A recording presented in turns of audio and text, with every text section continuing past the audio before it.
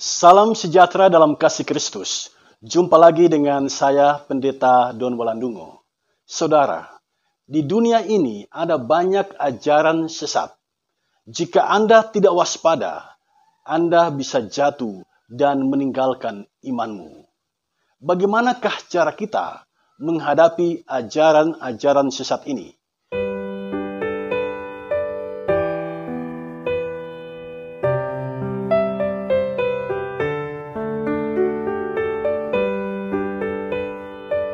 Mari kita belajar dari kitab 1 Yohanes pasal 5 ayat 1 sampai ayat yang kelima. Sebelum kita membaca dan merenungkannya, mari kita berdoa. Ya Bapa Allah yang Maha Kuasa, kami muliakan nama-Mu saat ini atas kebaikan-Mu menjaga memelihara kami sampai detik ini. Kini hamba-Mu mau melayani umat-Mu melalui channel YouTube. Tuhan tuntun dan sertai Allah di dalam kami memahami kebenaran firman yang akan ditaburkan saat ini. Di dalam nama Tuhan Yesus kami berdoa. Amin.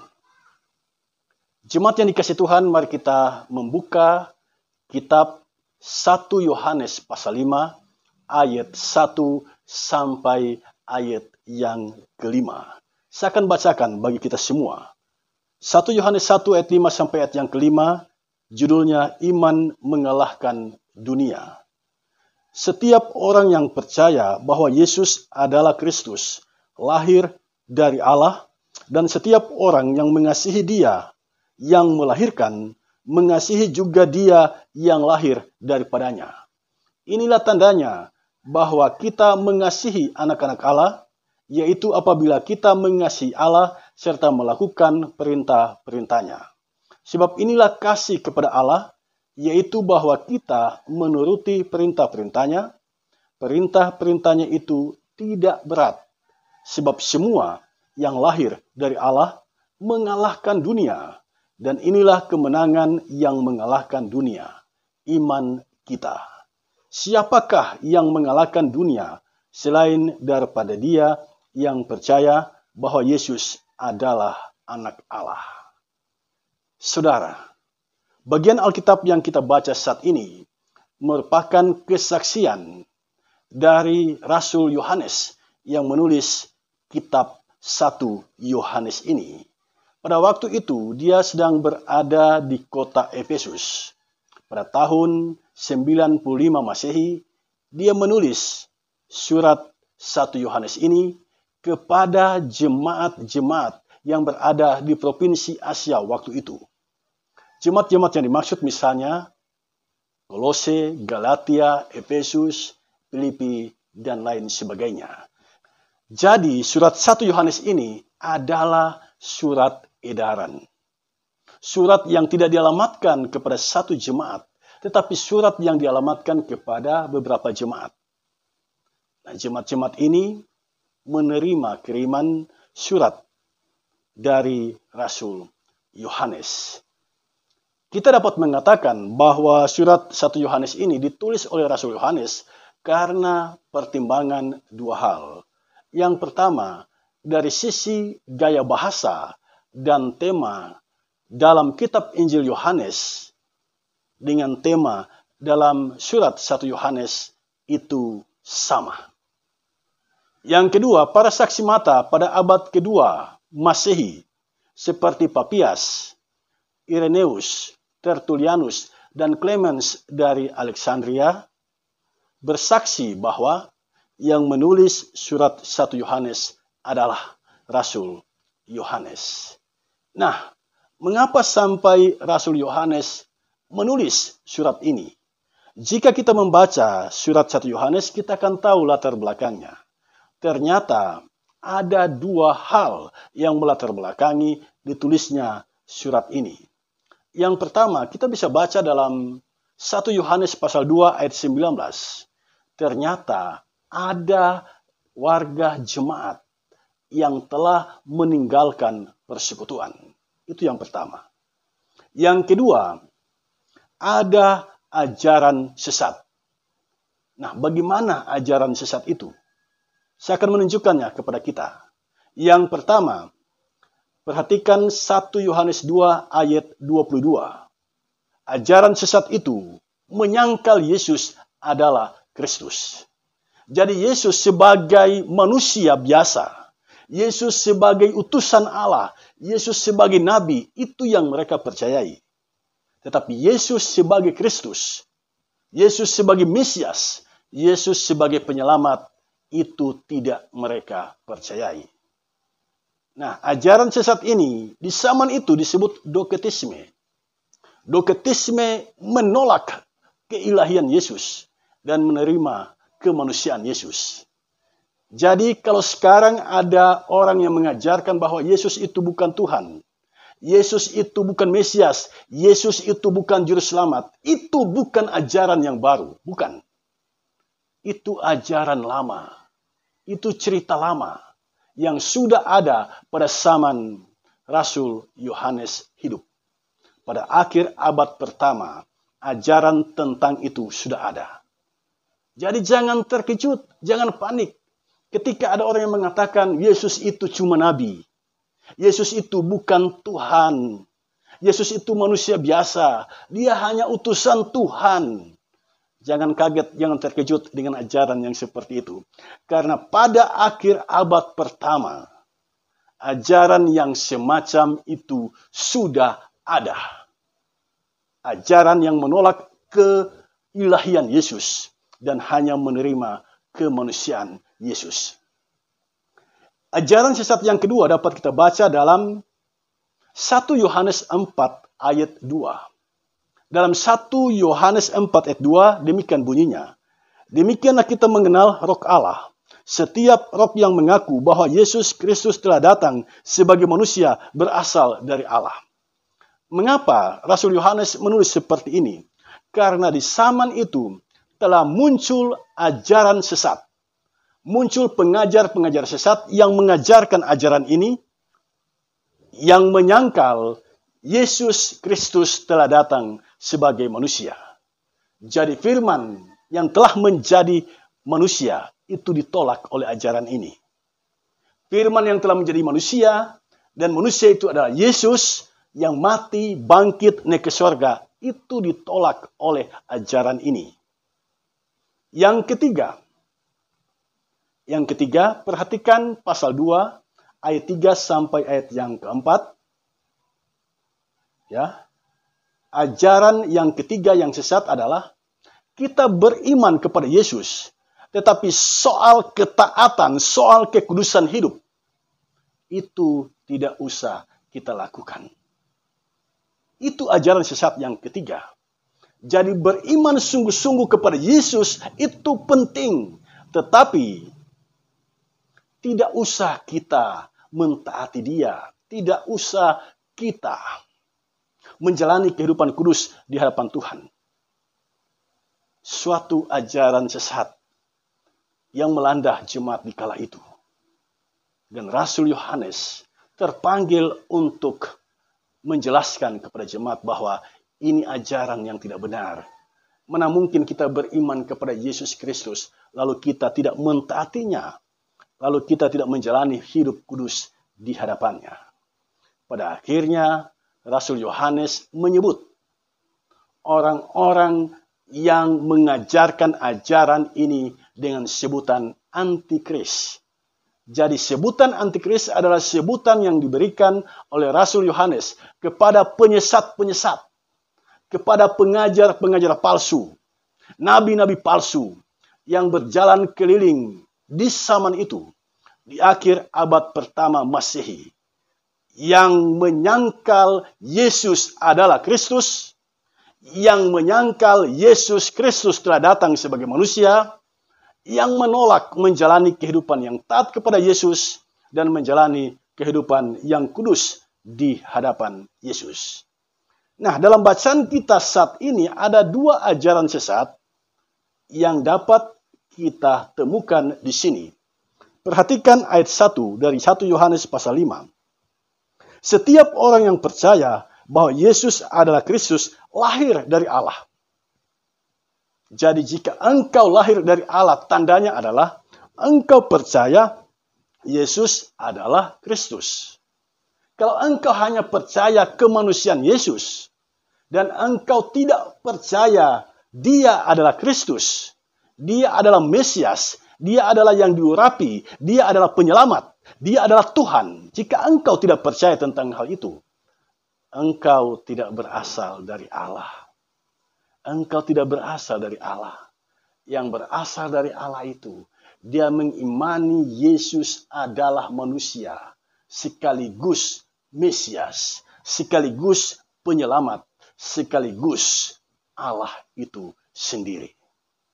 Nah, saudara sekalian, dalam teks bacaan kita saat ini itu disebutkan bahwa ternyata yang lahir dari Allah adalah orang yang menerima Yesus itu adalah Kristus. Yesus itu adalah Mesias. Yang kedua, ajaran sesat yang berkembang disebutkan dalam bacaan kita dalam ayat 3. 1 Yohanes 5 ayat 3. Sebab inilah kasih kepada Allah, yaitu bahwa kita menuruti perintahnya. Mengapa Rasul Yohanes memberikan pesan ini? Karena di jemaat ada ajaran yang mengatakan bahwa jika kita sudah beriman kepada Yesus, kita tidak usah lagi menuruti perintah Allah. Ada ahli yang mengatakan itu adalah libertinisme, mengajarkan kebebasan bagi manusia untuk mengikuti hawa nafsunya, mengikuti pikirannya, mengikuti emosinya. Nah, dengan mengetahui ajaran sesat ini, pertanyaan kita sekarang adalah, apa pesan Yohanes bagi jemaat? Apa pesan Yohanes bagi kita? Saya mencatat beberapa hal. Yang pertama, perhatikan ayat 1, percaya Yesus adalah Kristus, itu lahir dari Allah. Jadi Yohanes memberikan pesan, jika engkau meyakini bahwa dirimu mempercayai Yesus adalah Kristus, engkau berasal dari Allah. Yang menolak Yesus sebagai Kristus, dia tidak berasal dari Allah. Itu yang pertama. Pesan Yohanes yang kedua, masih di ayat 1. Mengasihi Allah itu berarti mengasihi sesamanya. Jadi tidak bisa kita mengatakan saya mengasihi Allah lalu kita membenci sesama kita. Terlebih lagi saudara seiman. Yang ketiga, mengasihi Allah berarti melakukan perintah Allah. Itu dicatat dalam ayat 3 bacaan kita tadi. Mengasihi Allah berarti melakukan perintah Allah. Yang keempat, semua yang lahir dari Allah telah mengalahkan dunia. Dunia yang dimaksud adalah dunia yang penuh dengan penyesatan. Dunia nabi-nabi palsu, dunia pengajar-pengajar sesat. Setiap orang yang lahir dari Allah dapat mengalahkan dunia yang semacam itu. Perhatikan ayat 4. Sebab semua yang lahir dari Allah mengalahkan dunia.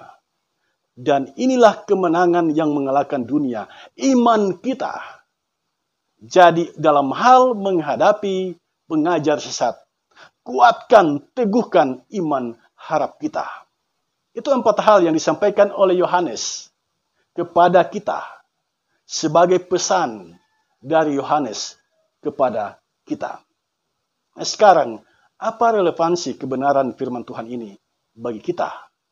Dan bagaimana cara kita menghadapi pengajar-pengajar sesat? Saya mencatat beberapa hal. Yang pertama, soal ajaran sesat. Ternyata ajaran sesat itu bukan hanya ada sekarang. Ajaran sesat yang menyerang ajaran kekristenan, yang mencoba memporak-porandakan apa yang kita imani, itu sudah ada sejak abad pertama Masehi. 2000 tahun silam sudah ada ajaran sesat yang menolak ketuhanan Yesus, yang menolak Yesus adalah Kristus, yang menolak firman telah menjadi daging, menjadi manusia, mati, bangkit, dan naik ke surga. ajaran sesat yang semacam itu sudah ada.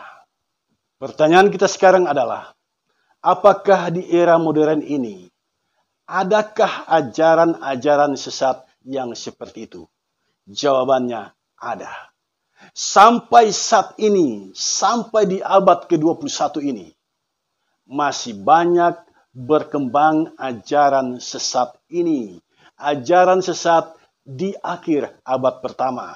Ajaran sesat yang mengajarkan bahwa Yesus itu bukan Tuhan. Yesus itu bukan Kristus. Yesus itu bukan penyelamat. Ajaran sesat yang seperti ini ada di sekitar kita. Bahkan ada ajaran yang mengatakan bukan Yesus yang mati di salib, tetapi orang yang menyerupai Yesus. Ada ajaran sesat yang seperti itu. Saudara pernah membaca ajaran yang seperti itu? Saudara pernah menonton ajaran yang seperti itu? Di media sosial, di YouTube dan sebagainya. Ajaran sesat yang semacam itu berkembang. Libertinisme juga berkembang. Di mana orang-orang menjalani kehidupan dalam kebebasannya sebagai manusia. Sebut saja Children of God, anak-anak Allah. Ini adalah suatu komunitas yang menyebut dirinya Kristen, tetapi gaya hidupnya betul-betul tidak Kristiani. Mereka menjalani kehidupan seks bebas. Mereka menjalani kehidupan mengikuti hawa nafsu.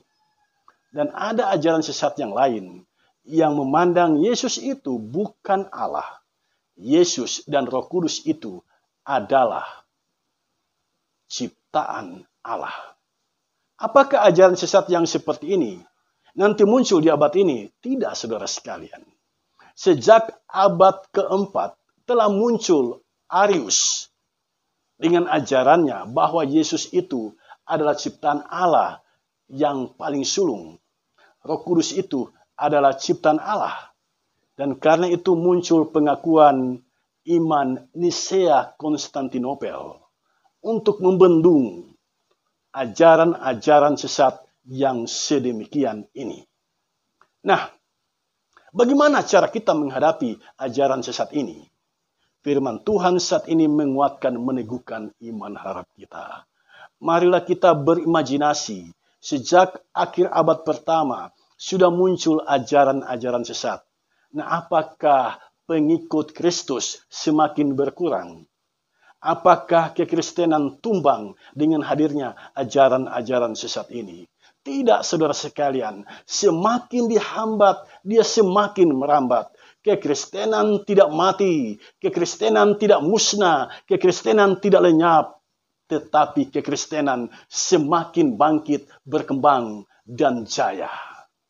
Pertanyaan kita, mengapa bisa demikian? Karena perjalanan kehidupan orang yang percaya kepada Yesus itu ada dalam jaminan kuasa Tuhan. Sebelum Yesus naik ke surga dalam kemuliaannya, Yesus telah berjanji, "Aku akan menyertai kamu senantiasa sampai akhir zaman." Jadi, ajaran sesat yang ada di sekitar kita tidak dapat menumbangkan kekristenan, tidak dapat memporak-porandakan iman kita. Mengapa?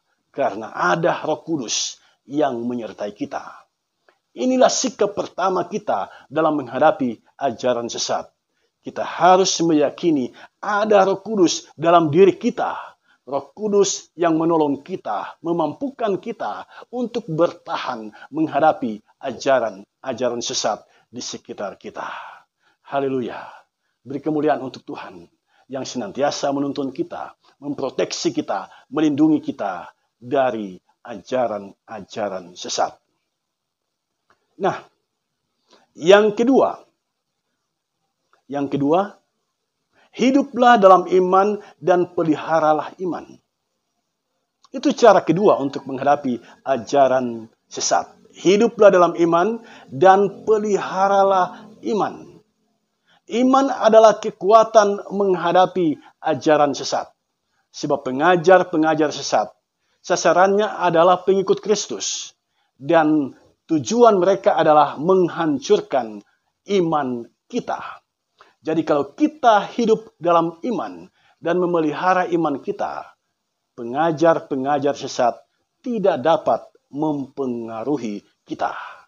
Alkitab yang kita baca saat ini memberikan sebuah jaminan. Perhatikan ayat 4. Sebab semua yang lahir dari Allah mengalahkan dunia. Jadi saudara dan saya diberikan kuasa oleh Allah untuk dapat mengalahkan pengajar-pengajar sesat. Peliharalah iman kita. Hiduplah dalam iman kita. Dan jangan pernah meninggalkan iman itu. Yang ketiga, hiduplah dalam perintah-perintah Allah. Perhatikan ayat 3. Sebab inilah kasih kepada Allah, yaitu bahwa kita menuruti perintah-perintahnya.